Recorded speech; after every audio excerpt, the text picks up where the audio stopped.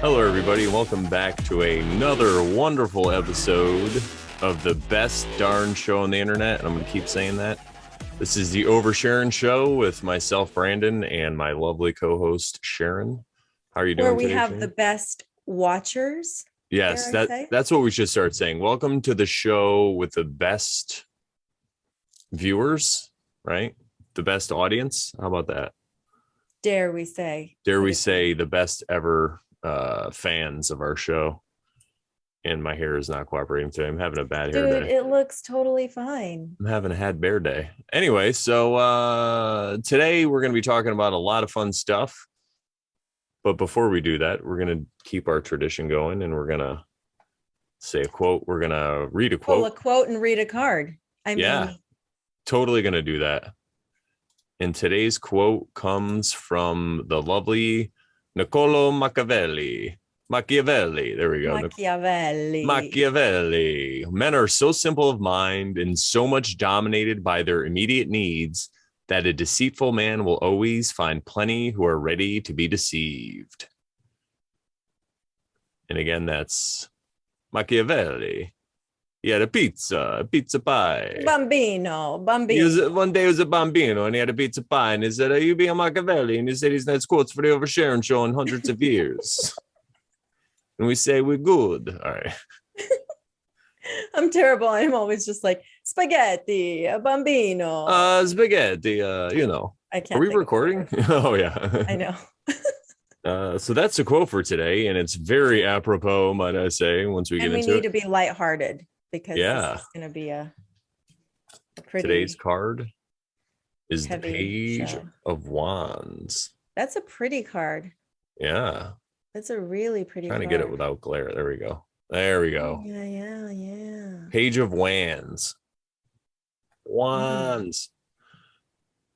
So, the Page of Wands. Wands are fire and action.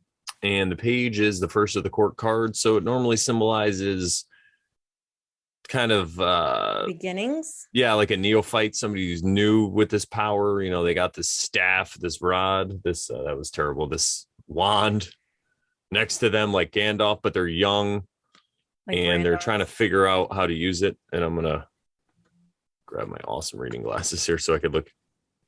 He's all a young person with reading glasses. Definitely not me. I'm young at heart. That's all that matters. You make me feel young. I'm timeless. I identify as timeless. Yeah, I've been saying. How old are you? I identify as timeless, ageless, and timeless. And I don't need the glasses if I don't have my contacts in, which is really weird. But I'm not going to get bifocal contacts or whatever. All right, so this card actually came up recently in a reading that I did for a friend of ours. So yeah, in that deck. Yeah. And I shuffled it. Pages embody youth and potential. This is Angela Kaufman. She lived from 1741 to 1807, allegedly. And here she's portrayed as a teen. Angela Kaufman, born in Switzerland, was a successful European painter. As a child, she was an assistant and apprentice to her father, a professional mural painter. A child prodigy, she easily became fluent in multiple European languages. Blah, blah, blah. So she probably had a pizza. Then she had an exceptional singing voice and was given a chance to study opera, but she chose to focus on art instead. By her early teens, Kaufman was a professional portrait painter with bishops and nobles for clients. Since childhood, she traveled throughout Europe, eventually settling in England, where she had a spot of tea. Ooh, and later Italy. See, she did have pizza. Kaufman was recognized and admired throughout her life. Her skill and accomplishment was truly equal to the best painters of her day. The symbols in the card, so the palette and the paint, indicates possibility and potential. Young Angelica herself represents, wearing a Swiss folk costume. This portrait reminds us of Kaufman's early years and the start of her career. It indicates new beginnings, potential, and the idea that early exposure to something can have great influence on the direction a person takes in life. The angel, showing Angelica a miniature portrait, the angel says, "Look, here's how it should be done. This represents aspiration and potential. The little portrait is a benchmark, i.e., a standard to be reached." Direct meaning: going in a new direction, starting something new, beginning a creative project. Talent: innate aptitude or dexterity, striving to achieve something special, having the confidence and enthusiasm to make it happen. Shadow meaning: always starting something new but never finishing anything. Angelic message: be enthusiastic about your new journey. Don't try to control too much. Just see where it goes. And that's what we're going to do with this episode. We're going to see where it goes. Oh. Oh, Jesus. Yeah. Well, it's funny because that card, I think I pulled that recently for at a graduation party I attended. And yeah, some of the youth there, the 20 somethings, were talking about stuff and said something about tarot readings. And I was like, well, I read tarot too. And they're like, I think you should go bring your cards.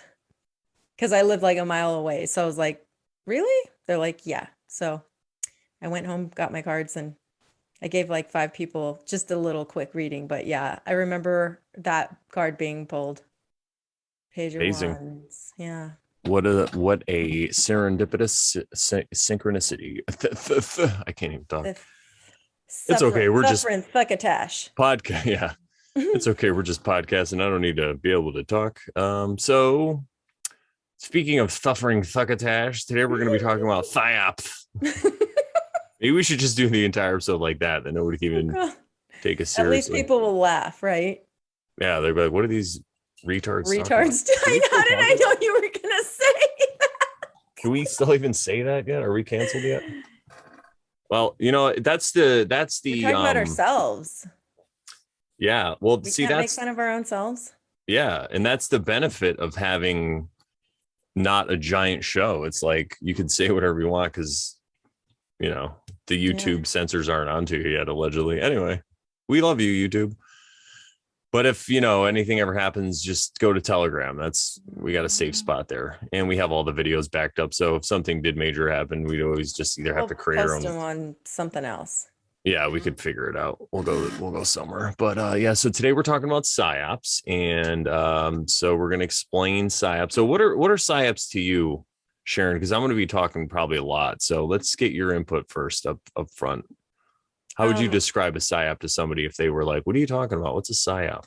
I'm so terrible with words and explanations, but I would say it's when the mainstream puts out a story that is particularly traumatic or elicits a response that's like very like shocking perhaps, and you're drawn to like believe that official narrative that's being put out, but yet at the same time it may not be that. It may not have anything to do with what they said. It could actually be completely distracting you from something else that's going on in the world. That's a good point. It could just be a total distraction. And obviously it's being put out there as a mainstream point of view by every single media. And then you either have to make a choice to either believe that or look into it deeper to find out what's going on there, or ignore it altogether because it's being it's being used for a certain purpose. Yeah, so that's really great. I'm glad I asked you first just to get those out there because that's so totally true. So, and if you just take Psy-op, what it really means is psychological operation, right? So what's psychological? It has to do with your brain, with your mind. An operation is like an event that happens in the world out there that we, like you said, it could be totally fake. It could have not happened. It could be something that happened and then the media puts their own spin on it to use it for their advantage. So that's basically what it is. So we're going to be talking about some examples of them. Don't worry, everybody. So if you're still not exactly sure what we're talking about, most people I think that watch this show though know what we're talking about. So what we wanted to say up front though is they are psychological operations, which means they're basically just big mind games. And we're not saying that we're totally impervious to this. You know, there could be psychological operations that are going on that we're not even aware of. You know, we could be a psychological operation at some level. Just kidding. So it's not like we're here saying like we're the masters. We're just going to be asking questions and talking about stuff about that. And you know, so we're just letting you know anybody can be affected by a psychological operation. You know, Owen said something recently about the news, Owen Benjamin, the big bear himself, because people are saying how the news lies. And he's like, well, you know, they don't always directly lie. I mean, sometimes they do, but a lot of times they'll just bring you to a place where you draw your own false conclusion. You know, it reminds me of what I do when I'm like DJing or emceeing a wedding. If there's like a sing along song, I was always taught to say the part, not the whole part, but like if the song is Don't Stop Believing, like don't stop believing, you know, you'll just be like, don't stop. And then you let the And crowd then finish it. Right. It's the same thing. You're just like, pop it up, the news is like, da, da, da, da, da, da, you know, and then you're just like, oh my like, God, those, what is love? yeah, those crazy Ruskies, they're nuts. Like, can you You were believe what supposed to they're, finish the song. baby, don't hurt me. That's right. Don't hurt me. Boom, boom, boom. I just broke my window. Yeah, sorry, I was interrupting you. No, that's a great interruption. Are you kidding me? And you know, we feel that people like us and people that watch the show are shielded from these psychological operations because I know I could speak for myself. I've done a lot of inner work and I've had to heal trauma inside and look inside, and I'm still doing it. But I feel like that's why I'm a little more impervious, I guess, to some of these psychological operations that are going on right now. And we're not really looking for the outside for solutions. You know, the problems that I have, I try to figure out how I can overcome my problems myself. And again, I get help from people and stuff. But what I mean is like, I'm not blaming somebody for my problems directly. I realize that I'm responsible for the situation that I'm put in because of the choices that I made in my life. And I feel like Sharon's the same way. And the victim consciousness, you don't allow yourself to get there. You realize that you are in control of your where you're going in this realm, and you don't blame other people for where you're at. So I think that also has a lot to do with, and that comes from doing inner work.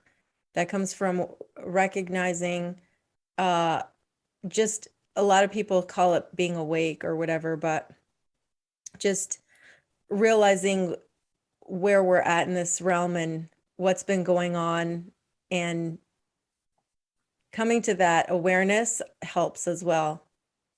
Yeah. Victim narrative, I think, is a huge one. I still find myself slipping into it here and there. I mean, it still happens. Again, I'm not perfect. I'm still doing the work, but You're just it's trying to hurt me. yeah. But as far as the exterior outer world, like what would people would say was like going on in the news and what's going on in the world, I try not to hold a victim narrative about it. I'm not trying, you know, we're going to get into all that stuff. So I guess I don't even have to, we're going to get into all that stuff. I try not to blame the they, basically is what it is. You know, the they, everyone's like, they control the world. You're Who is just this? trying. Who's this they you speak of? That's the they we're going to be speaking of. And one of the things that we both came across with these psyops is this concept called the double cross. And I think Amandha Vollmer was the person who kind of, right? I first heard of it from her. I don't know if she got it from someone, but yeah, Yeah, I I know. first heard it on, it was a Telegram post and someone shared it, or, and yeah, it was, I shared it with like everybody that I Yeah. knew would benefit from hearing that.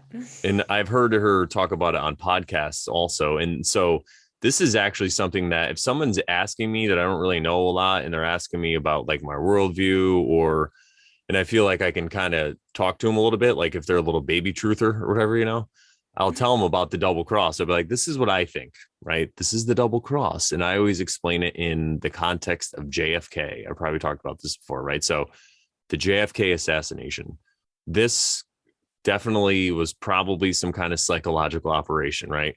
So there's two sides that usually get, and this is where the double cross comes in, right? So you have the one side that says JFK was shot by Lee Harvey Oswald. How dare you? It was just him. That's the mainstream thing, right? And then you have the other side of it that says, no, it was a conspiracy. It was the mob. It was the CIA. It was a combination of the two. It was Fidel Castro or somebody. They just wanted him gone, right?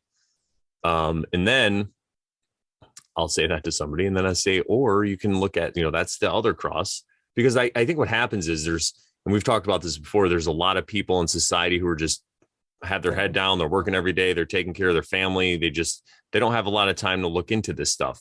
And when something big like this happens, they have a reaction to it and they freak out and they kind of just latch on to whatever makes the most sense. So yeah, if there's a president, I'm sure some presidents get shot, and there's this crazy communist Lee Harvey Oswald who had a rifle. It was him, right? And then other people, they might have a little more time, or maybe they just have a distrust for the government and they look into it. And there are these pissed on breadcrumbs that they call them, I've heard called, where you could follow this trail of breadcrumbs, and you say, what about Jack Ruby? And what about, the grassy knoll and all these, right? I was the second shooter on the grassy knoll. That's Ace Ventura. So I came to confess. So you have that, and there's books, there's movies written about that. There's books written. You can go into that for like a lifetime. You can get lost on that one. And then I asked people, have you ever heard of Lem? This guy that lived in the White House with JFK, and he was friends with him at least since college. And there's pictures of them shirtless, dancing, holding a puppy, kissing, all this crazy stuff, right? That for the time, I mean, these days you could be a guy who's messing around, but for the time, this was it was the 60s when this happened, but the Lem thing had to have been happening at least since the 40s, right? So you start to ask yourself, what was going on there? And then what I tell people is like, if there was this guy Lem living there and there's all these pictures that existed, why didn't the media focus on that? They're always talking about Marilyn Monroe, and how the president was probably a womanizer and all this stuff. Well, if the media always lies, or they always try to make you have come to a false conclusion, right? Why would they hide all this stuff if they're really trying to discredit him? And I've had a guy at a wedding that I was telling that, and he went and he looked up those pictures and he came back and he's like, this is freaking crazy, right? So the double cross would be both of those, the mainstream and the conspiracy, are probably wrong. And then the truth lies somewhere in the middle. I don't know. Maybe he was an actor, like I like to say all the world is a stage, right? That's one of my favorite things to quote, because I feel like that hints closer to what it could be. And I also don't want to make any claims since I don't know. And it's just a way for people to open their mind. And a lot of people, when they look into this, they start to think that it's all fake. They're like, I was just all fake. Like, 7-Eleven was a part-time job, like that whole Psy-op. Some people will say the buildings were fake, nobody died, and it was all just a thing. And this is the thing. Like, I know people who know people who died that were like the first responders, at least. I'm not sure if they knew anyone that was in the building, but I have it on like some good information about that. So I don't think that it was all fake, quote unquote fake, but I do feel like the double cross is closer to the answer, but it's just something that we'll never know. So like you said, it's probably better to just ignore it altogether, right? Because this is when people start to form these hard opinions, and then you get more division, like we talked about episode 11 and 11. Yes. Because there's people that know they know, and then other people that are like, no, and then there's, and as they're fighting, the world is being moved along, and it's being put into places where people don't always agree with, right? So instead of using that energy for something constructive, they use it to fight with their neighbor or their coworker or their uncle, and they just ruin Thanksgiving when everyone just wanted to. They were just trying to have some turkey and a little bit of cranberry, but no, you had to bring up JFK, and it just ruined it all. So that's Hey, basically the double cross in a nutshell. off topic. Yeah. There are some shoes called Lems. I don't know if you've seen them before, but No. they're really allegedly really comfortable shoes that people like once they get them, they're like hooked on them because they give you enough I guess they give you enough room in the toe box so they're not like cramping your style. They're not cramping your feet. And I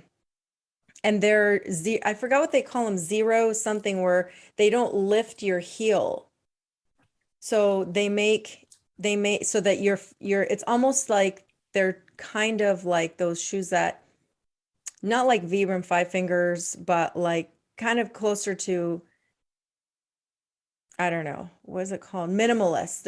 Oh yeah, the minimalist shoes. Yep. They're kind of like that, but they also make like hiking boots and stuff like that too. Anyway, I just thought it was funny because every time I hear my sister has some and her husband has some and I know someone else who has some and I'm just like I always think of Lem. Well, it's funny you say that because that also reminds me that the lunar module, that thing that they apparently allegedly drove on the moon, Was called. was called the LEM. Oh God. So anyway, speaking of psyops, we're not even bring that one up. We went to the moon. You know what? Show me a picture of the flag on that moon with all the technology we have, and maybe I'll believe you. Can You you know? zoom in on it for me when you're like using your P900 or P1000 camera, please? Yeah, or or the technology, the crazy telescopes that they have, like the observatories, the people that push this narrative about the moon. Okay, you have the technology. Show me that. Technology. Anyway, They lost the technology, they don't you remember? they did. So the first psyop that we're going to tackle, well, we talked a little about JFK, but the first psyop here we're going to tackle is it's been called the rollerblading incident. If you're a I fan of Owen Owen Benjamin, Benjamin. if you're not, it had to do with World War II and had to do with the Germans, and it had to do with a certain group of people who were Allegedly in these buildings, yeah, in shall these we camps say. and stuff. We'll just say Yeah, that so you'll know. yeah, We don't want to bring yeah. the trolls, right? So No. um so basically you have two sides of this argument. Mainstream, how dare you, right? Basically, if you bring this up, people think you're a Nazi or When whatever. you're talking about millions and bajillions, Hang it's on. like, oh yeah, Now we could great talk about timing, great timing.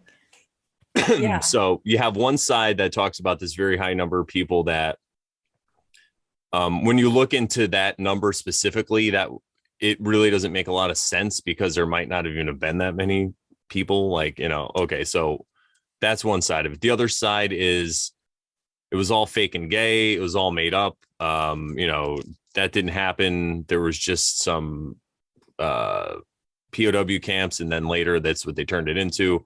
And then they're called deniers. So when you look at the evidence of the mainstream, and you find the lack of evidence and you look into the numbers and you look into the Red Cross numbers, you're like, oh yeah, maybe it was all just made up. But again, double cross, right? So what's the truth? Is it somewhere in the middle? And I have a friend who used to be in the army, and way back in the day, he did his own investigation, and he was actually in Germany. He was in Deutschland, and he said he spoke with people who were there. I mean, these people are probably dead by now, but people who were there, excuse me. And the story that he got was it seemed more like the Deutschland German people, that army, whatever it was, that force, the ends, they were looking to relocate this one group of people. So they had them going to camps and stuff, and they were in camps, and they were trying to relocate them down to Israel, look into the Balfour Declaration, look into all this stuff.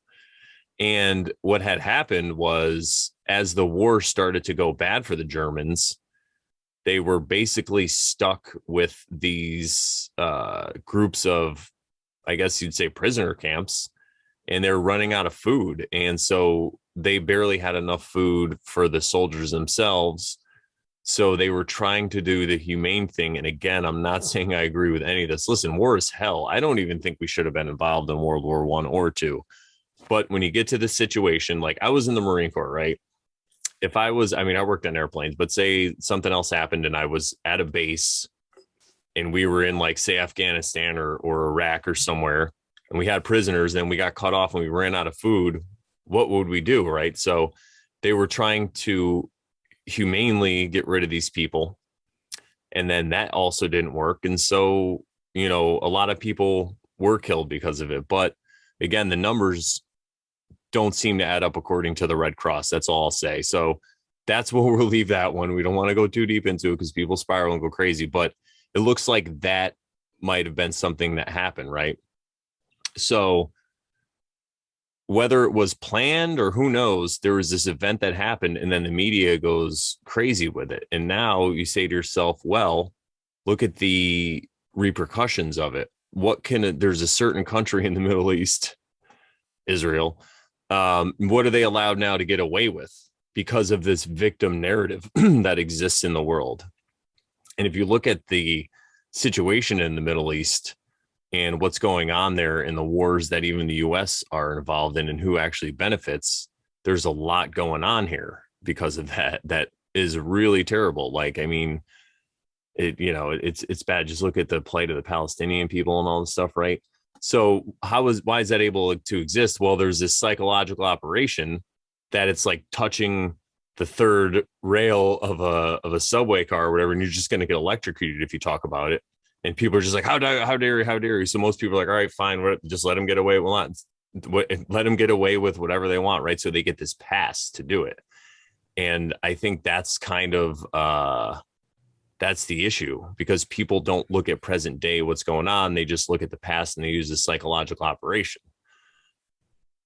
All right, we got through it. Okay, so you said deniers. So that made me think of modern day usage of the word. And it like you said, it creates that polarity and that division of people, because that's the double cross. You have the ones that are like, no, it's like this. And they're like the ones that are like, no, it's like this. And these are the ones that are pointing to those and going, you're a denier. And it's just, that's what they want. Yeah. When we're talking about the day, it creates a battery, it creates energy, and it also creates division, right? So like, are we batteries like they say in the Matrix? And we're going to talk about the Matrix later. Don't you worry. But are we batteries? Maybe we're not powering, like in the Matrix, we're not powering the electricity because they blocked out the sun. But what are we powering with this hate and this division and all this argument, right? So the next thing we wanted to talk about was the lovely incident that happened in Connecticut in around 2012, the Handy Sook incident, we'll say. That's another one, right? So one side of it, you're either, what are you, crazy? You don't think this really happened? Or people are like, oh, it was this horrible event. These poor children is one side. And like I said, the other side is just like, it was totally fake, totally gay. Nothing really happened. And I'm from Connecticut, allegedly. And I allegedly knew somebody who I was dating who used to work at a daycare where one of these kids was a member of the daycare, right? So I know she wasn't lying, because I mean, I know people would lie about that stuff, but trust me, she wasn't the kind of person to lie about something like that. And so then, what's that? Can I ask this? So what this child? So years before, she worked at a daycare. Yeah. And that child was now deceased, or that child was part of what happened, or like was there? Yeah, he allegedly that child was shot. Oh. So, but now I don't. So that I've thought about. Trust me, this is something now for 10 years I've been like mulling around in my head. What I think could happen is totally because a lot of these kids were working for this corporation. The parents were working for this corporation and the kids were at this one daycare. that's close to the government. So it's possible that they're crisis actors and all this stuff. I get it. It's totally possible, right? And maybe it's a way to fuel the battery more, right? But again, we're talking about mainstream, and then we're talking about the conspiracy angle of it, where it's like it was either one or the other, where I think it was something in between, something that we'll probably never know, because there is this really disturbing photo of all the kids. There was these kids that sang later at that Super Bowl a few months, so this happened in December, and then the Super Bowl happens in like February, right? Beginning of February, I think. And all these kids sang. And then a lot of people were saying those were the kids that they said were killed, right? So maybe that was true too. Wow. I don't really know how this works, right? But again, I think that's the double cross, that it just gets people to fight about it, because literally both sides think the other side's crazy. Mm-hmm. And what happens? Nothing gets resolved, right? I can tell you what happened. Connecticut in April 13th, actually, of 2013, I think it was, right around there, they passed all these crazy gun laws, and they limited now, like in Connecticut, you can't have a magazine that holds more than 10 rounds. You can't own a assault weapon, which doesn't even mean anything. There's an assault rifle, so they made all these scary black guns illegal, allegedly. And they also made it to where now you can't even buy ammunition unless you have a pistol permit or an ammo certificate, which is basically the same process. So you might as well just get the pistol permit. And it's my parents, I had gotten mine right before that, like synchronistically, right? Like as it was happening, I heard he had filled it out, and then I got it and all this stuff. So, but what this means is you can't go buy ammo now unless you have one of these cards that takes months. In my parents' case, they applied for theirs like in the beginning of 2020. It took them almost 2 years to get, right? Because of all this stuff. And there's other ways to go about it, and there's ways to fight and stuff, but they just were waiting. They just didn't, they were like, whatever. So it just limits your freedoms, I guess you could say. So freedoms were limited because of this, right? The right to bear arms. Yeah, the right to a bear arm. So, and again, even if the mainstream story is 100% accurate, it doesn't justify the actions of the government or whoever that they are, right? I mean, even if it was totally true, but we're just talking about what happened as a result. So, and then the other big one that everybody talks about is 7-Eleven. Is that a part-time job? Is that? And if you don't know what we're talking about, there's this book Tolkien wrote called The Two Towers. So anyway, that's what we're talking about here. You have to call 911 if there's an emergency. All right, you get it? All right. Yeah. So same thing. Like I said before, some people, total mainstream, 5,000 people, Americans died or whatever that day. Other people, fake buildings, the jumpers were CGI, the planes were probably fake. And I kind of agree that's possible. The planes might have been fake, but Well, there was interesting evidence afterward of videos showing them frame by frame, and some footage that actually got removed, and somebody actually was able to save it and hold on to it. But footage that got removed from, I guess, a media story that shows how it's the CGI going through and of a plane going through, but it didn't they weren't able to catch it fast enough, so it shows it going out the other end or something. Yeah, the like nose that. cone coming out, right? And something like that. Yeah. Yeah, and see, this is the thing, though, right? It could have happened, and then that video footage could have been leaked. Like, this is the thing, we'll never know, right? So why should we argue about it? What we should do is, in my humble opinion, is, or should I just ask a question? Shouldn't we just look at what happened in the world as a result, right?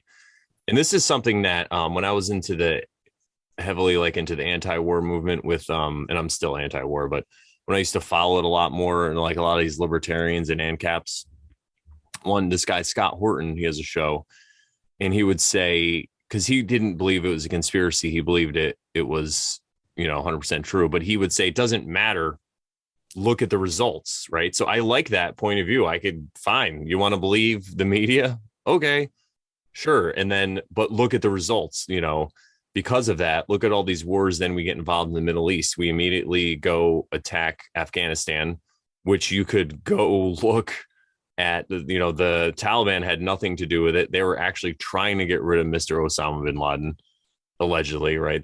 They were trying to hand him over and stuff.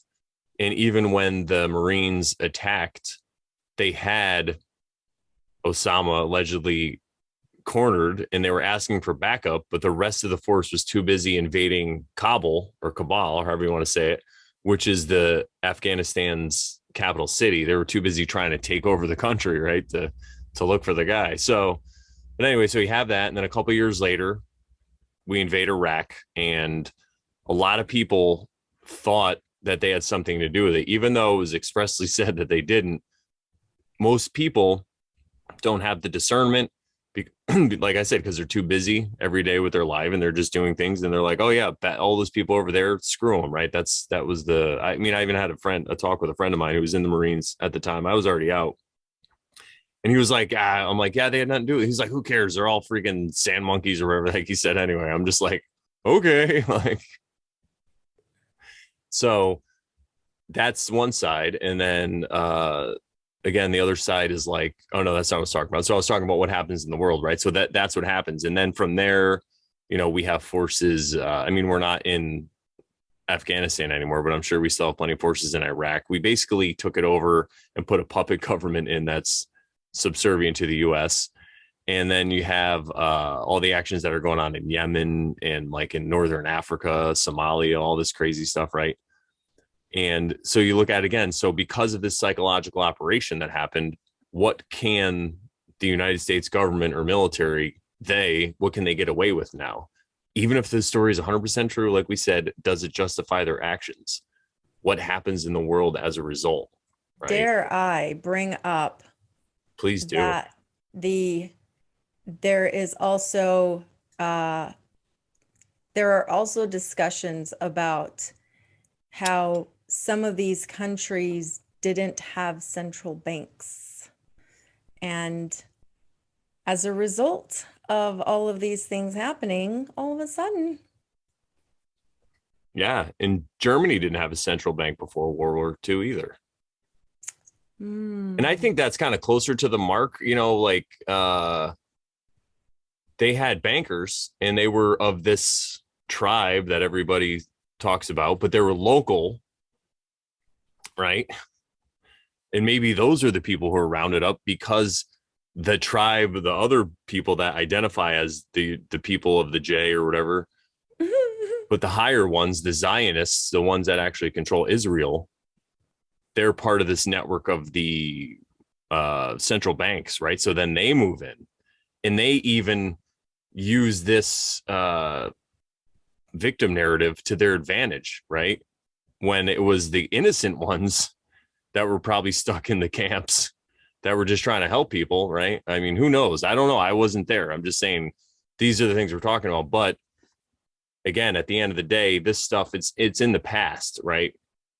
I think we should use history or whatever happened to learn from and to move forward.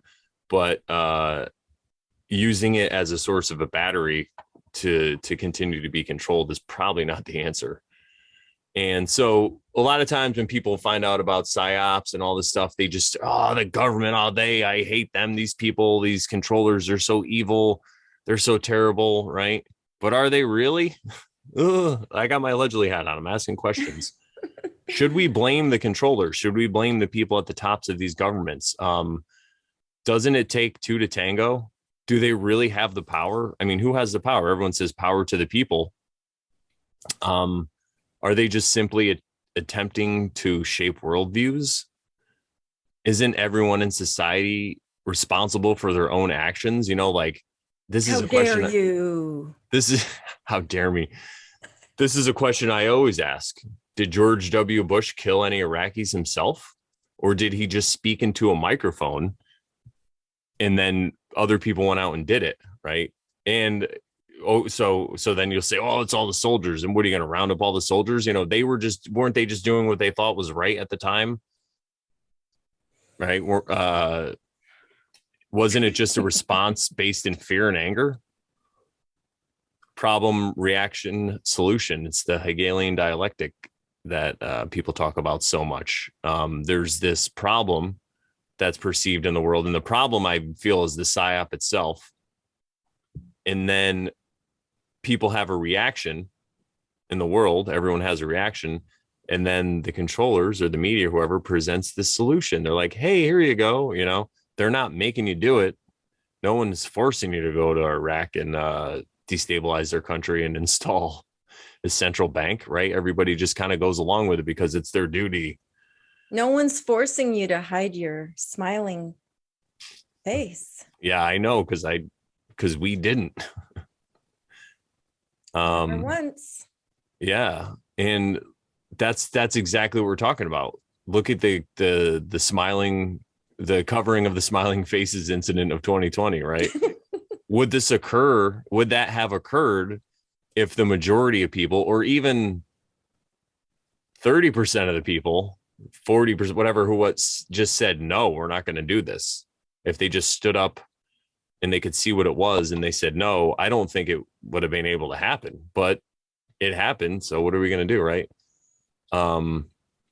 And the other question I wanted to ask is, are these controllers successful because most people in society are traumatized? You know, we talked about this in episode 16, building the tower, how this stuff happens.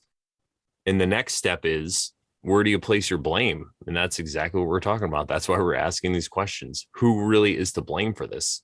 Is this the way that the world has just moved along? Is this just how it happens? Has it always been this way? Is this realm that we exist in, that we talked about in 1616, the way the realm is it set up this way purposely? Is this some kind of training ground, if you will, right? Because when you start to ask these questions, it takes away the victim narrative. You don't feel, or I know I don't feel like such a victim and powerless, like I can't do anything, because when I feel like a victim, and I have in the past, I did feel powerless and I felt like there's nothing I could do. So you know what I did? I just went out and banged a bunch of chicks because I'm like, who cares?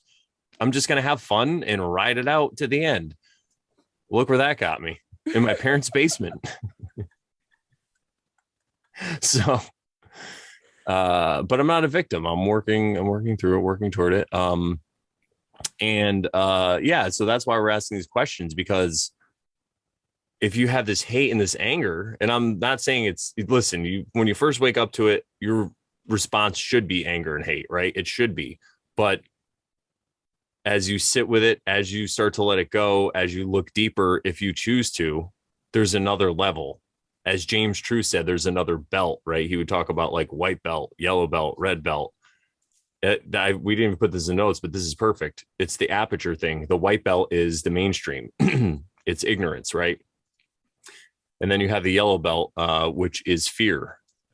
Oh my God, they're coming to get us, right? Oh my God, what are we going to do? And then the next one is the red belt, which is anger. And then you get mad about it. You want to do something.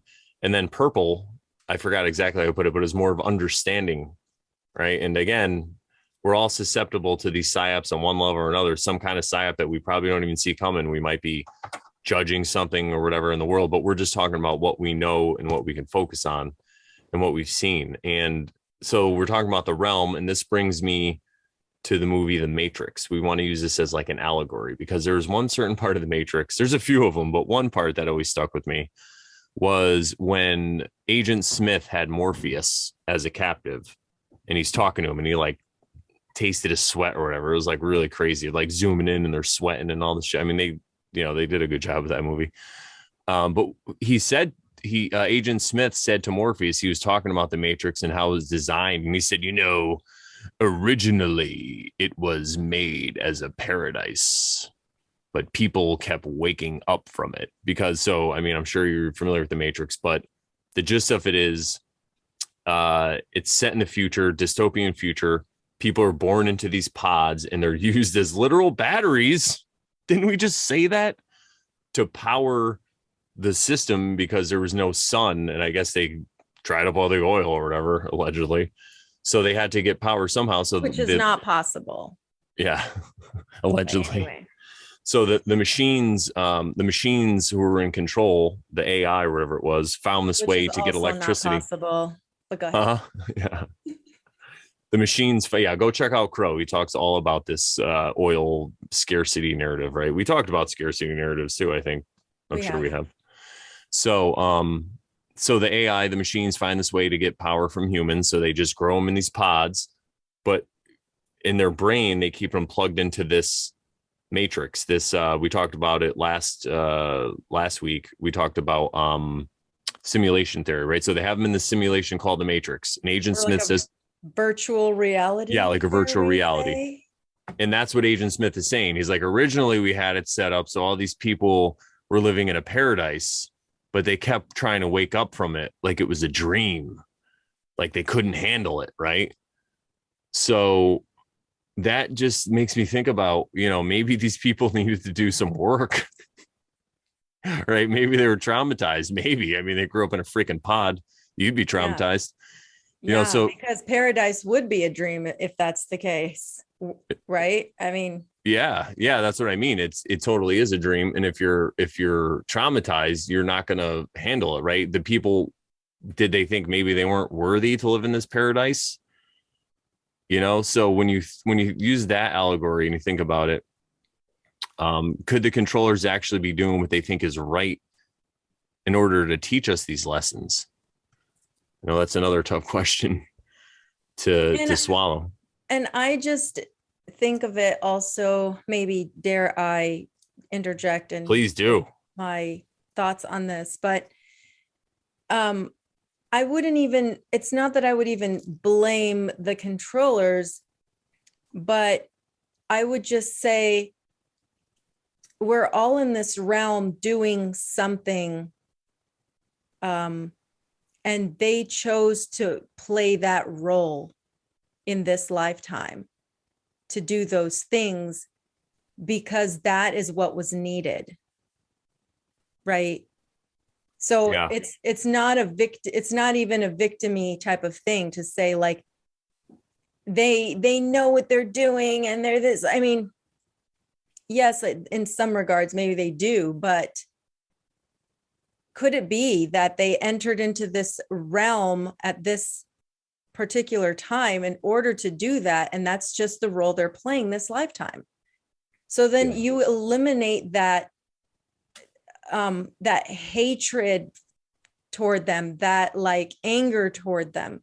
And it just reminds me of what Fortune and Crow have been saying recently, like the only way to like get us to raise our consciousness more in this realm right now is to pick the person that you dislike the most and imagine yourself giving them a hug and telling them that you love them. It's like yeah, right. Could that would have been, I'm not saying it right, but that be, could that be what Jesus was talking about when he said to love your enemy? Could that be? Because at the end of the day, if the enemy is really within, you're just loving another aspect of yourself. And then obviously we're talking about these controllers that are out there, and I'm not condoning anything they're doing, because no, we're not condoning it. Absolutely again, yes, not. If you're not living in accordance with natural law, if you're breaking laws and you're out there and you're about to harm somebody and I'm there, I'm going to stop you. I'm going to do everything I can to stop you. You know what I'm saying? Like, I have a pistol permit, everybody, but I'm not going out from a place of love. Yes. And and that would be a situation where I know I could affect it because I was in this situation if it was happening around me. Right. But again, what we're talking about now, it's just a thought experiment. We're just asking questions. And through these questions, we're trying to alleviate people's anger and their hate. Because if you're acting from a place of anger and hate, and again, there's nothing wrong with these emotions that come up. I feel you should work with them. You should sit with them, and you could learn to let them go in this way, because you could see that all the world is a stage. And if this is a realm where we're here to learn lessons, there has to be some kind of adversary. And maybe by doing these actions, these terrible actions that they're doing, they're learning lessons themselves somehow that's going to transform them. Because I feel like we all gotta work it out. We all gotta get out of this. We're trying to raise the consciousness of humanity in general. And you can't, just like emotions, it's if you just stuff them away and push them down, if you just take these people and stuff them and push them down and kill them or whatever, that it's going to have the same kind of outcome, as above, so below type of stuff. That reminds me of a meme, and I'm terrible with quotes. I'm like Tommy Boy in Black, is it Black Sheep? where you can't tell a story again. That's me. But there's this meme that says you can't expect them to, like, it's something like, you can't expect them to like raise their consciousness while you're calling them fucking idiots the whole time. Oh yeah, people. Yeah. Or something like that. It was something like that. So I kind of remind myself of that. Yeah, it's really walking the steps of Christ. It's having compassion for people. And again, there's times where you could set boundaries and you have righteous anger. And again, in the moment, these things come up. But to sit at home and to just hate all these people and have anger for them, it's really just doing yourself a disservice. You're just eating yourself up. And again, you're putting yourself in non-action. What are you doing about it? Which again, we always say that to heal the world, you got to heal yourself first. Right. Right. So this is just, go ahead. I was going to say, it's just a healthy way to look at this stuff. And I know there's a million things that people could say. And even some of the stuff I'm saying might sound kind of contradictory. But we're just talking about compassion and we're just asking questions. Right. And what you said about boundaries is huge, because I know a lot of people and people who watch our show who have been in narcissistic, abusive relationships, and they're just barely learning about it. And they're just barely learning how to set boundaries. And that's very important. So we're not saying just let yourself get slapped and pushed to the ground and walked all over. No, it's not about that at all. But it's about looking at it in such a way that, in a healing way, so that you're not the victim. You give yourself, you love yourself, right? And then that way you can love others too. And you can show compassion to others because you've shown compassion to your own self. Yeah. You extricate yourself from the situation is really what you're doing.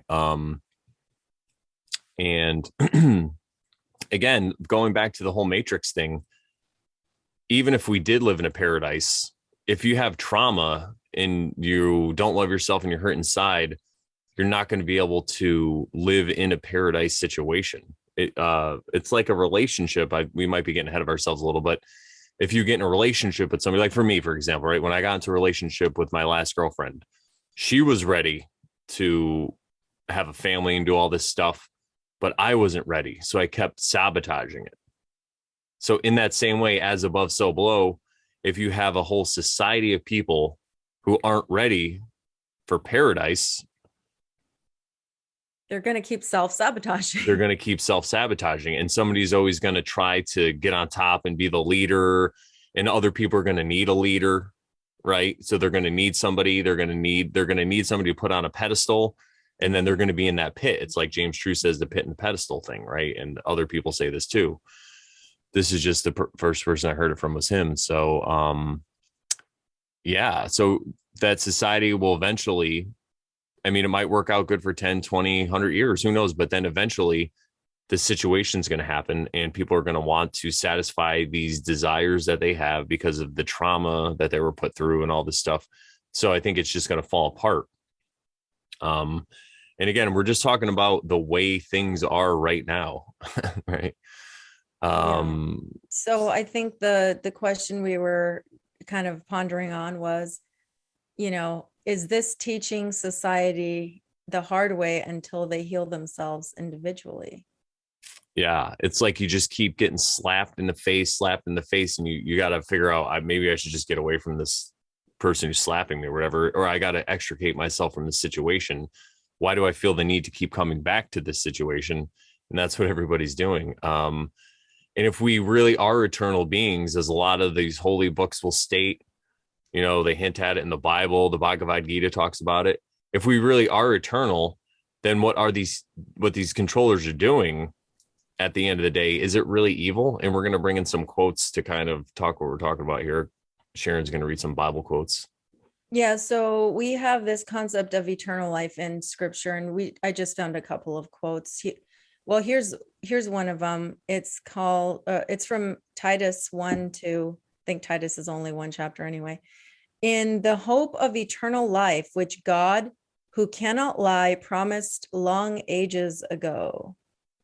And then I have another quote here that I recently heard someone say, and I can't remember who it was because I'm listening to a lot of people right now, but it reminded me, because I think they said something to the effect of, this is one of the hints left behind of reincarnation in the Bible, because allegedly that concept was removed as the Bible was rewritten. So there's this one hint there about reincarnation, which, and when I heard it, I was like listening with new ears, and I was like, oh my gosh, no wonder that didn't ever make sense to me, because I wasn't even thinking of that back then. So the scripture is from John 9:1-2, and it says, and as Jesus passed by, he saw a man who was born blind from his birth.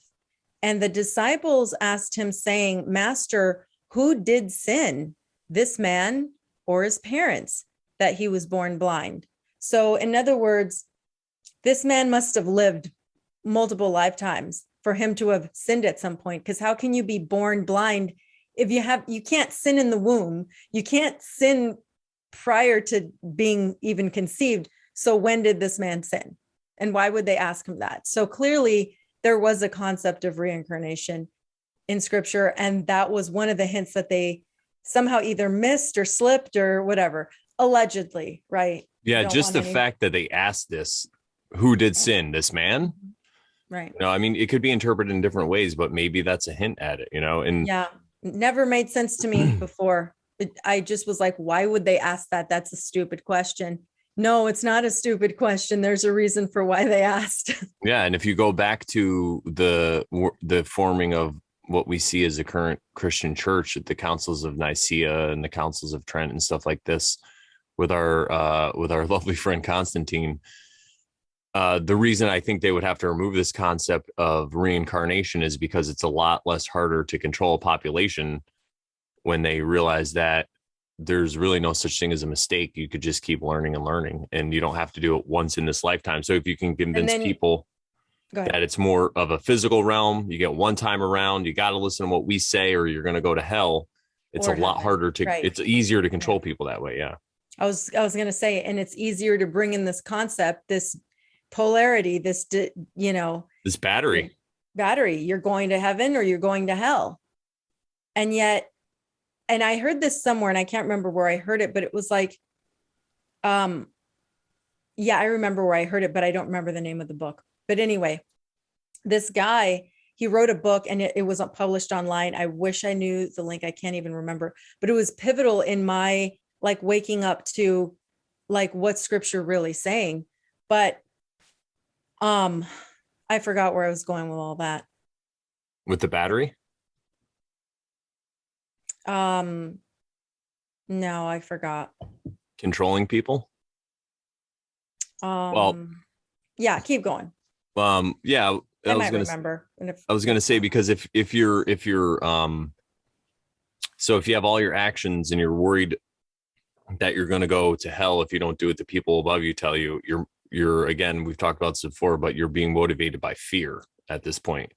Direct fear. Yeah, I remember. Okay, so it was about heaven, hell stuff, right? So he was questioning, like, he's like, okay, let's just put it out there that you have a loved one. Let's say your, loved one in whom you love very much. Let's say they died. And you know that, you don't know if they're allegedly going to heaven or hell, but what do you wish for them? What would you have wanted for them? Like, are you going to send them to hell? Are you going to say, oh, I'm pretty sure that one's going, your loved one, right? Are you, And let's say that they did things in life, but you don't know, right? Because we all make mistakes, we all do stuff, but you don't know whether that person's going to heaven or hell, right? Would you send them to hell? No, because you're in your benevolent heart, you're like, I'm not going to do that. Okay, so then why would God do that? Do you think you're better than God now? That you can say, no, God, change your mind, send him to heaven because I know better. No, so if you think he should go to heaven, why wouldn't God think he should go to heaven? Right? Yeah. So I was just like mind blown. I was like, and so he kind of broke that heaven hell for me. And I was like, yeah, no, it doesn't make freaking sense. Yeah, dude, totally. Anyway. And now I'm going to read from the Bhagavad Gita, and this is more of a direct, you don't really have to insinuate much here. So from the Bhagavad Gita, chapter 2, this is Krishna talking to Arjuna, and Arjuna is the warrior who was faced with this battle where he has to fight everybody he's ever known, basically, except for his small family, because they're the rightful heirs to the kingdom, and his cousin usurped the throne, or stepbrother, or whatever it was. And he's got to fight his teacher. He's got to fight, like, the person who taught him, family members, the person who taught him how to shoot a bow. He has to fight his spiritual master. All these people he's faced with having to kill him, and he wavers. And one of the things Krishna says to him is, the wise grieve neither for the living nor the dead. There has never been a time when you and I and the kings gathered here have not existed, nor will there be a time when we will cease to exist. As the same person inhabits the body through childhood, youth, and old age, so too at the time of death he attains another body. The wise are not deluded by these changes. And I've read that quote, I can't even remember which episode, but several episodes back. It was real. When I read that or listened to the audiobook, I was like, oh my God. Yeah.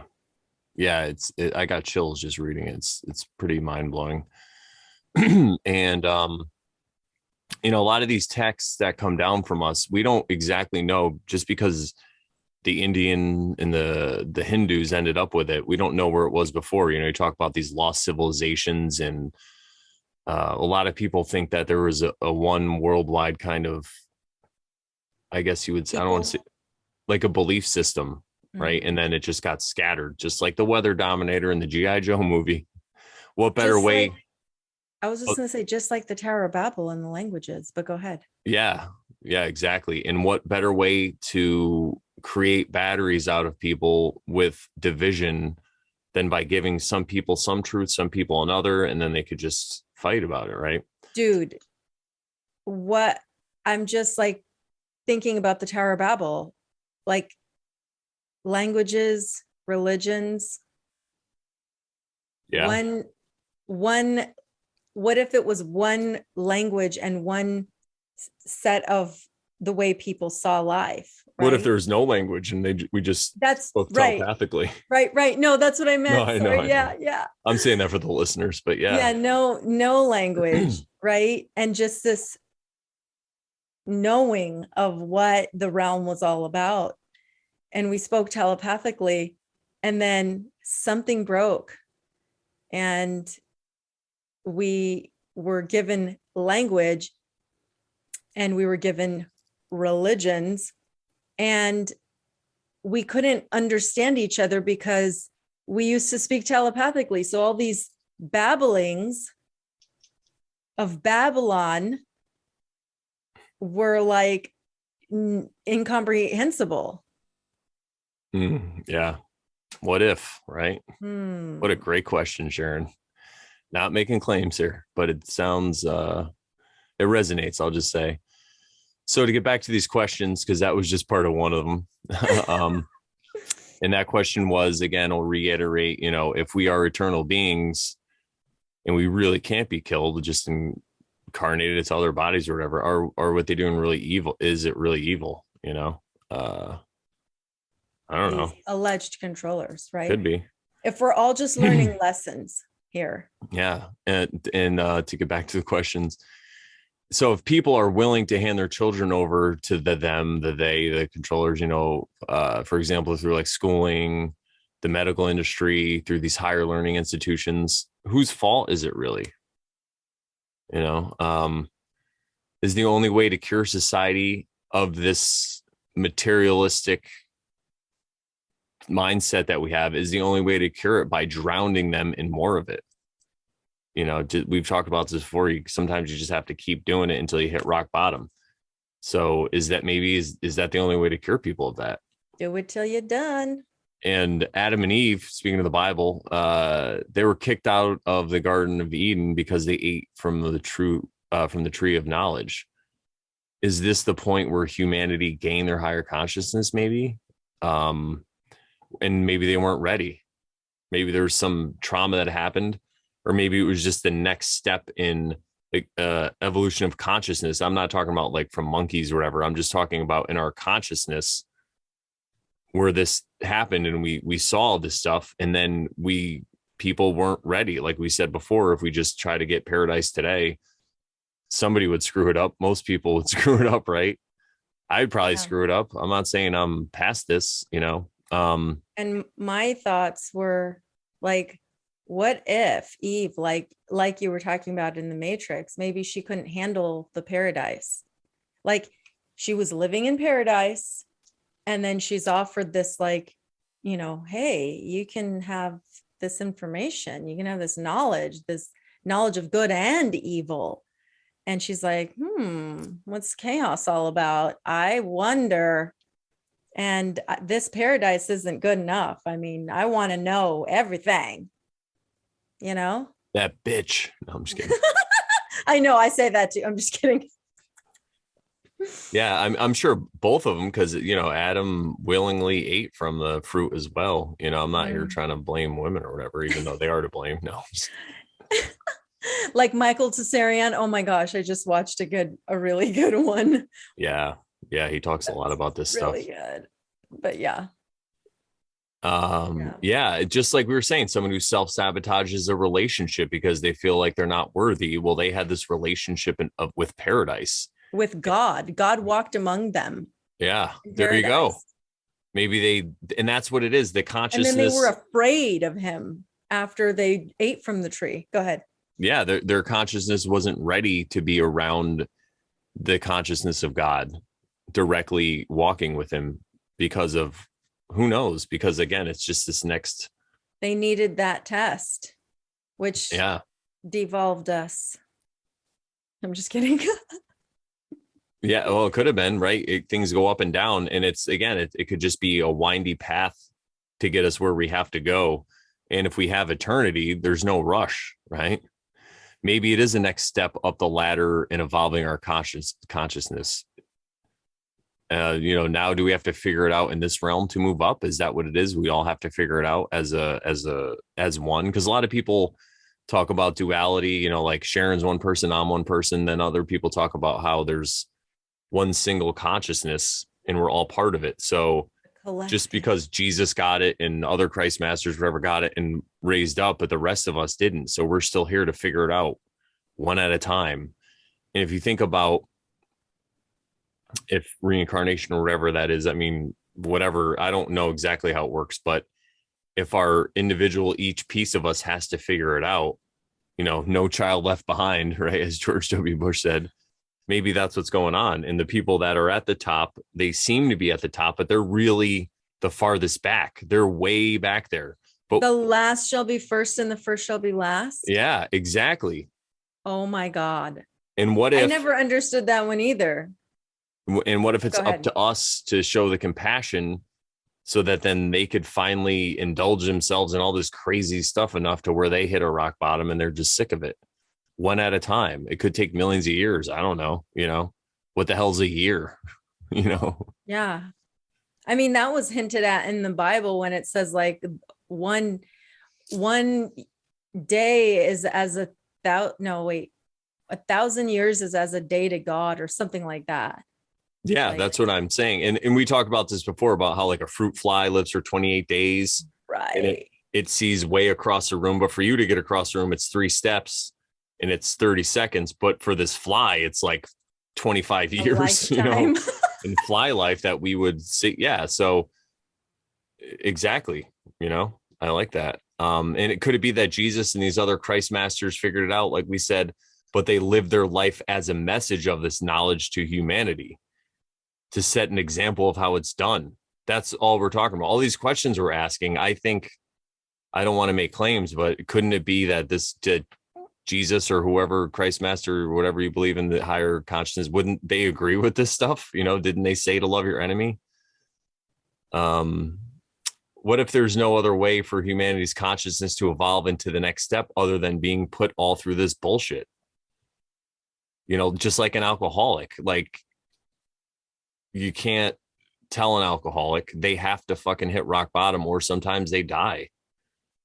You know, they don't figure it out, but it's the same thing. You know, maybe we have to go through all this bullshit. Wouldn't that mean then that the world is perfect?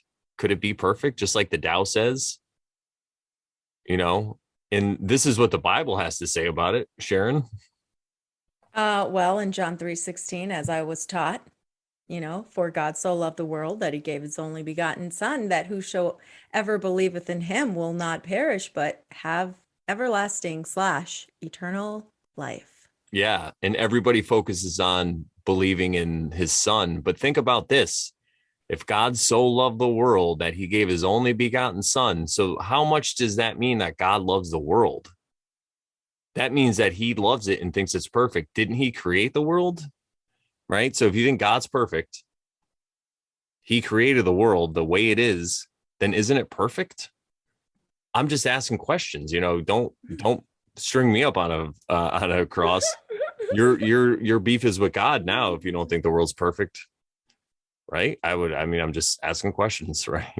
Yeah. Yeah. And what you were saying earlier about like being put through all this BS, and it's like people we don't know what something good is unless we've seen the opposite, right? I hate to use this example, but I had a really lovely relationship with my husband. And then I went through a really, really, really tough relationship with my last boyfriend. I pretty much saw both ends of the spectrum. So I know what I want, what feels good. I know what doesn't feel good. You know what I mean? So it's like you kind of have to experience stuff to know those things. Otherwise, maybe you're just blind to it. You wouldn't know. Like we've said in other episodes, knowing like Adam knew Eve, which means he experienced her, which means, you know, down, down, down, let's get it on. So he knew her. So now that you know what a healthy relationship is like and what an unhealthy one is, you're not going to get stuck in a trap of an unhealthy one again. No. You're going to see it coming a mile away. Mm-hmm. Right? So you've evolved to the next level of consciousness in relationships, right? Yeah. You know, there's a lot of truth hidden in all this bullshit that we're fed, like all this Tavistokian lyrics and stuff. So to quote John Lennon in his song Revolution, because when people disagree with what's going on in the world, they're always like, let's have a revolution, let's change everything, let's put in new masters, right? So to quote John Lennon, and here's a little bit of truth I think that they snuck in. You know, you say you want a revolution. Well, the third line of that goes, you tell me it's the institution. Mm-hmm. Well, you know, you better free your mind instead. Right. So what's he saying there? You know, you're telling me it's the institution, but he's saying you better free your mind instead of going out looking for blood and people to string up and put their heads on a spike. Or Maybe looking you for a should new free your mind master. first. Yeah, Or looking for a new daddy figure, or a new mommy figure, or yeah, because if you break down the word revolution, it just means to turn. Like in your car, RPMs 1,000 RPMs. It just means your engine's turning at 1,000 RPMs, revolutions per minute. It's a circle. It's a cycle. So you're just installing a new master. Isn't that pointless? Didn't you hate the old master? You think the new master's, I mean, he might be nicer, whatever, but you still have somebody on a pedestal and you're still in the pit. If you want to dude. change the world, wouldn't it make more sense to change yourself? Which nobody Wow. wants to do. Nobody, Yeah. well, not so it's the path that it's the path least taken, right? It's the you got to do the inner work, and it sounds so mundane, but let me tell you, it yields really good fruits. One of them is you're not a victim anymore. You don't view yourself as a victim. Yeah. And it Absolutely. ties back in with the psyops because all these psyops use victim narrative. We got to get Osama. We got to, oh, you can't talk about Israel because all the stuff they went through. How dare you? Because of their victims, or and it's really hurting them. It's not, that psyop that we talked about with the rollerblading incident with World War II. That hurts the people who are using it in their victim status. It keeps them stuck at this lower level, right? The how dare yous and all that. They're not going to do any work. They're not going to change themselves because it's everybody else. And as Owen Benjamin said recently, not about that, but about something, he's like, you got to put that finger away. You got to put that finger away. It's fucking dying. So put away that finger, and is what I would say. Shouldn't you put away your finger and stop pointing? Because when you point, you got three at least pointing back at you. I don't know how you could do four, but No, yeah, you can't do you 4. got three fingers pointing back. Uh, Yeah.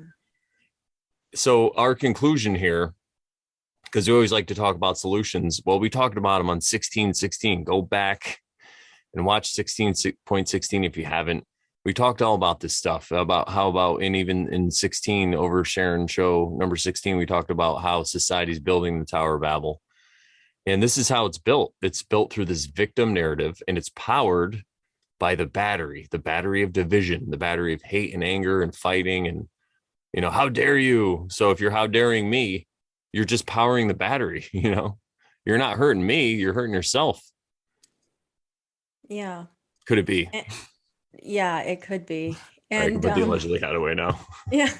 Yeah. And so I want to end with the topic of judgment because um it came up, I believe, last, well, it came up at some 2 point weeks ago. a couple weeks ago, and there was a comment about like what is love, and I think I said love is non-judgment, like non-judgment toward people, but then that was kind of misunderstood. So I kind of just want to, and because Can I just here say we, really quickly? A lot of people think love is an emotion that you can get from other people, right? You get validation from this external person. And because of that validation, you have a feeling inside. Well, I'm here to tell you that you can make that feeling inside happen when you start to love yourself. You can get that feeling anytime. When you start to forgive yourself and not judge yourself for the things you do, when you start to realize that mistakes are fine, you need to make these mistakes.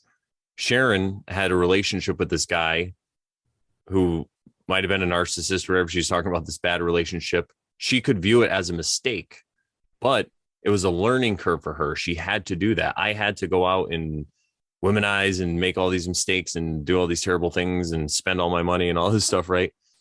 But now I learned that's not the way to do it. So when I get tempted to do it again, I could just be like, well, I'm just going to get stuck in that cycle again. Do I really want to do that? Do I want to go through all that suffering and bullshit and, screw somebody else up and screw up myself in the process and then end up right back where I was?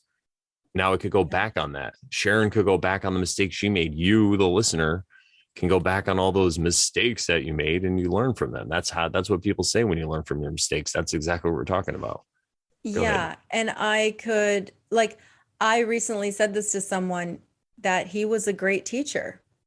I recently said that. And slowly but surely I've been healing from, that experience. And I can love him for who he was in my life because I'm not going to say it was all bad. It wasn't all terrible. Um, it just was a rough, rocky thing. It wasn't going to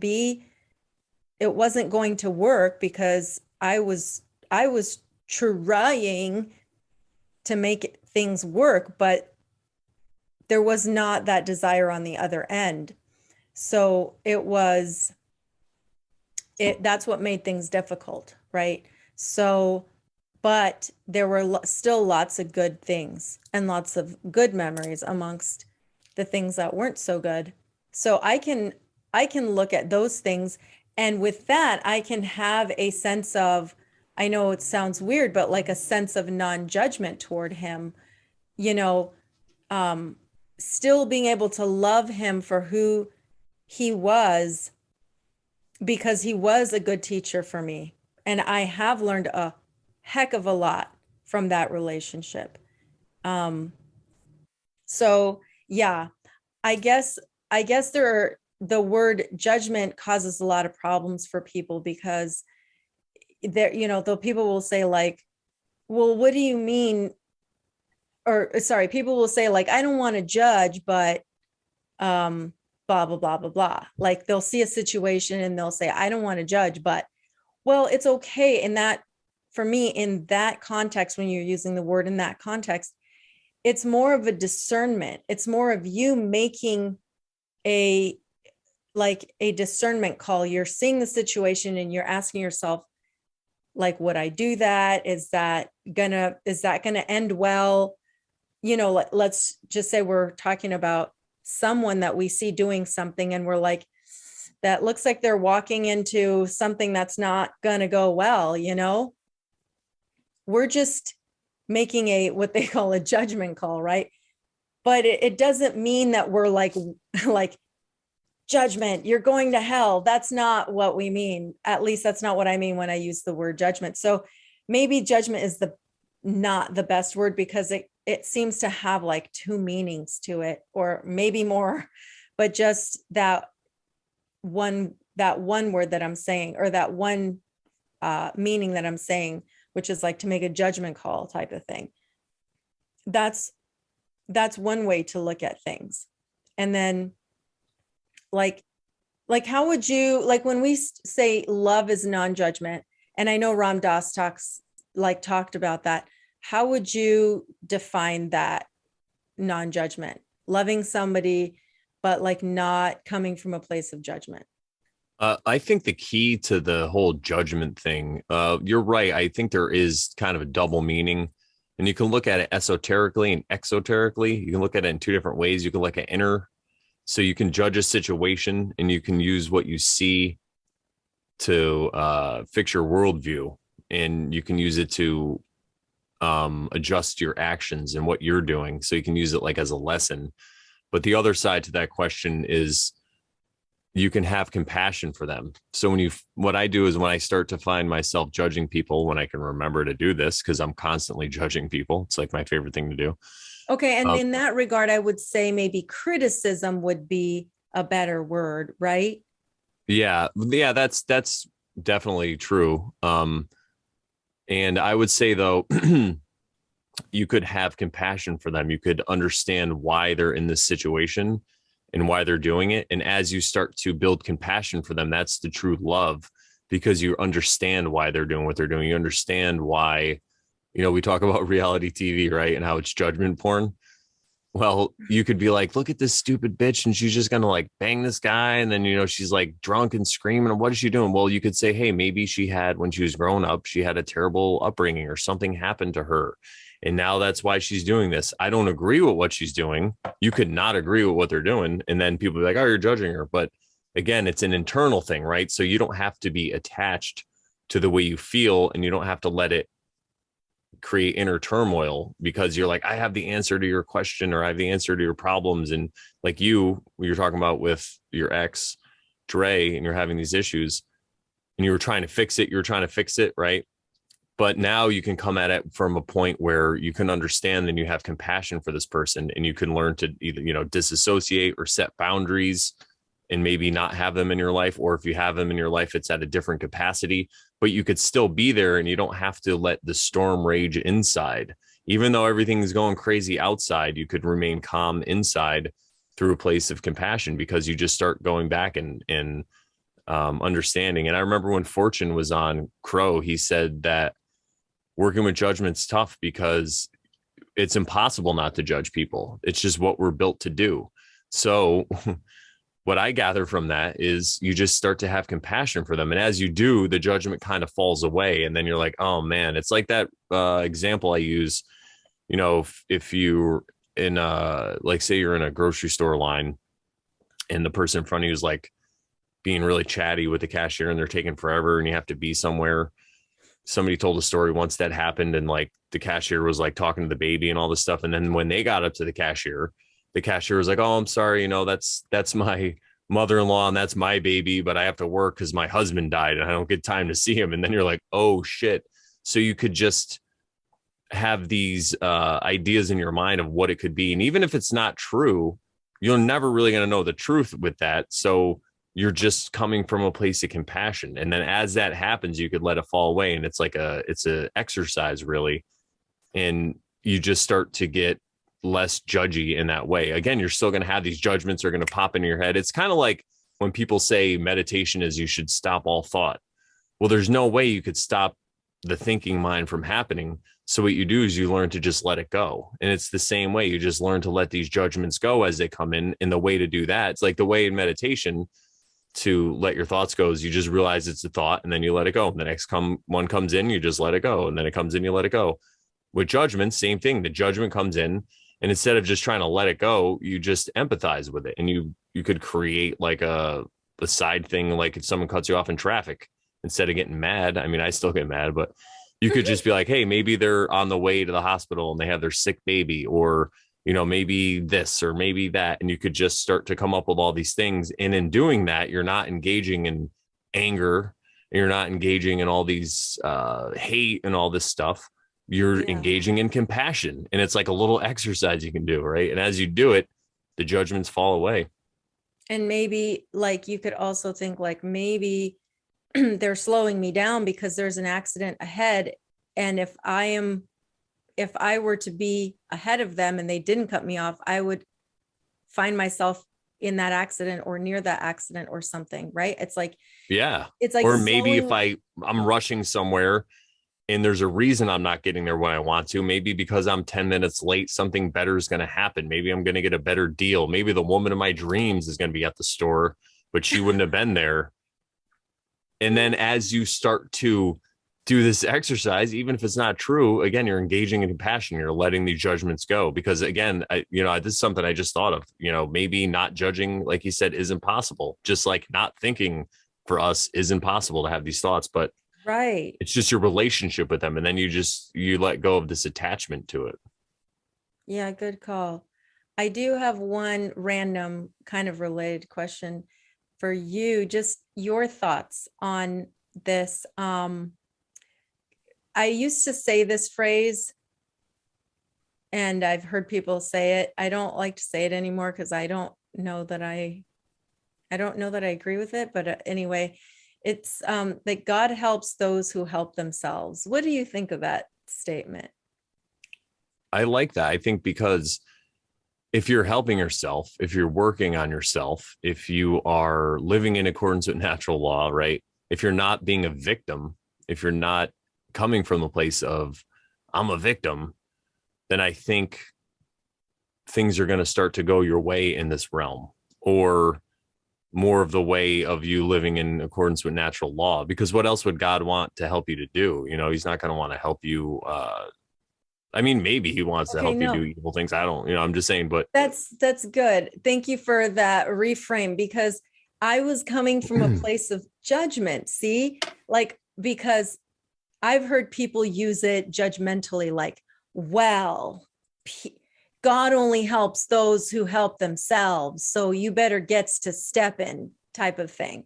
Right. And I feel like that's probably how I used it in the past, to be like, well, God only helps those who help themselves. So I guess that's where I was coming from. And that's why I didn't like it.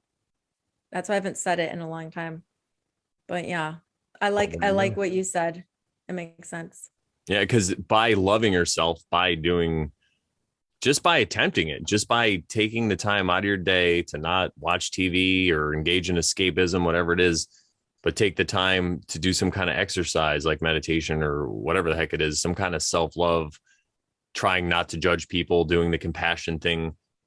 This realm, God created it. I think that's how he helps you. He helps you move along in that way. He opens your eyes to things that you didn't see before, and you get this aperture where you can have more compassion. So I think wherever, they say where your time and attention goes, your energy flows.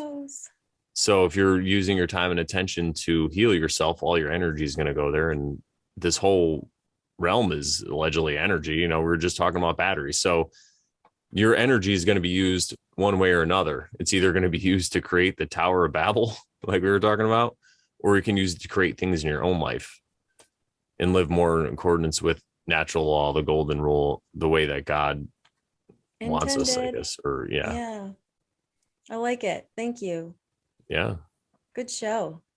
Yeah, and I'd like to give a shout out to Paraplegic Bear, because this stream is definitely powered by Paraplegic Coffee. So hit him up wherever you can just get him on Instagram or wherever, and he'll get you a great deal on coffee, because he's got some really good coffee. He sent me a bunch, and I'll say I bought a bunch from him. But yeah, I really like it. So check that out. And thank you to everybody in the chat. Thank you guys so much for all your lovely comments, unless you're like roasting me. How dare you? No. But we always say we have the best followers and fans on the internet, and I really think that's true. And I want you guys to comment. Let us know what you think about this episode. If you think we're wrong, let us know. We'll totally talk about it. Or if you need clarification on something, let us know, because these are the things. I mean, we write these notes, and then a lot of this stuff we just overshare, and it just comes up for us, and we make these new epiphanies as we're going. So we'll totally understand if you don't understand what we're talking about. Like we said before on that previous episodes, we're aggregators of the aggregators of information. We're just standing on the shoulders of giants. We're just looking at what other people have said, and we're just trying to make it a little more clear and come to our own epiphanies. And in the process, it's really a process of self-love. This is what we do. This is our form of expression. And I definitely suggest a form of expression, whether it's art, podcasting, music, whatever you do, find a way to express the truth that you have and you found that's inside you. Because if not, it can eat away at you. And then you could find yourself in an argument at Thanksgiving dinner when you should be eating turkey. And you're just throwing mashed potatoes at your uncle because he thinks that, we went to the moon or whatever. You can have compassion for that. You could see because of trauma and because of what happens. And another thing about Psy-ops that we didn't say, what they really do is they trauma bond an entire society to one point of view.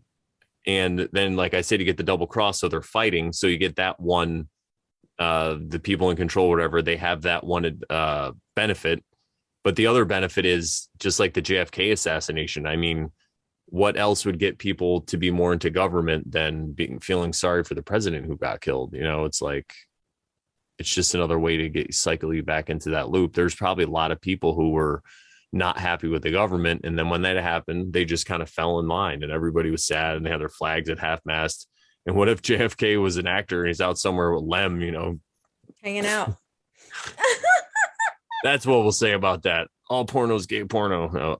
Yeah. So thank you guys so much. And Yes. Yeah, is there anything else?